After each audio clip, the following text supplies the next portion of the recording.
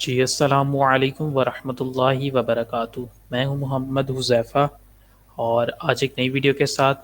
آج کی ویڈیو کے اندر ہم یہ جاننے کی کوشش کریں گے قرآن پاک کے اندر کن حروف کو موٹا پڑھا جاتا ہے، یعنی کون سے لیٹرز ہیں جو بولڈ ہیں، یعنی جن کو بولڈ یعنی موٹا پڑھا جاتا ہے، اور کون سے حروف ایسے ہیں جن کو باریک پڑھا جاتا ہے۔ تو قرآن پاک کے اندر جتنے بھی حروف یوز ہوتے ہیں وہ ٹوٹل 29 حروف ہیں، جنہیں حروف مفردات کہا جاتا ہے۔ جگہ جگہ آپ کو انہی حروف کو پڑھنا ہوتا ہے درست تلفظ کے ساتھ، تو آپ قرآن پاک کو درست طریقے سے پڑھ پاتے ہیں۔ تو ان میں سے صرف 7 حروف ایسے ہیں جن کو ہر حال میں موٹا یعنی پر پڑھا جاتا ہے، اور وہ اس وقت آپ کے سامنے اسکرین پہ شو ہو رہے ہیں۔ جن کا کلر بلو ہے ان کو ہر حال میں قرآن پاک میں جہاں بھی آ جائیں ان کو ہر حال میں ہمیشہ پر یعنی موٹا پڑھا جاتا ہے۔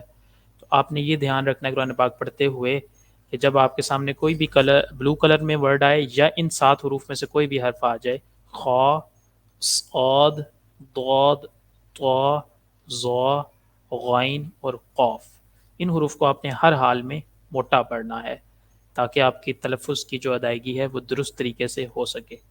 ان میں کچھ اور حروف بھی ہیں جن کو کچھ حالتوں میں موٹا پڑھا جاتا ہے، لیکن پیورلی جو حروف موٹے پڑھے جاتے ہیں ہر حال میں وہ یہ 7 حروف ہیں۔ ان حروف کو حروف مستعلیہ بھی کہا جاتا ہے، اور ان کا مجموعہ اگر ان کو آپ یاد رکھنا چاہتے ہیں تو خصہ داغتن قز، خصہ داغتن قز میں جو حروف ہیں 7، وہ 7 حروف موٹے پڑھے جاتے ہیں۔ تو آج کی لیکچر میں اتنا ہی، انشاءاللہ پھر ملتے ہیں کسی نئی ویڈیو کے ساتھ۔ اللہ حافظ۔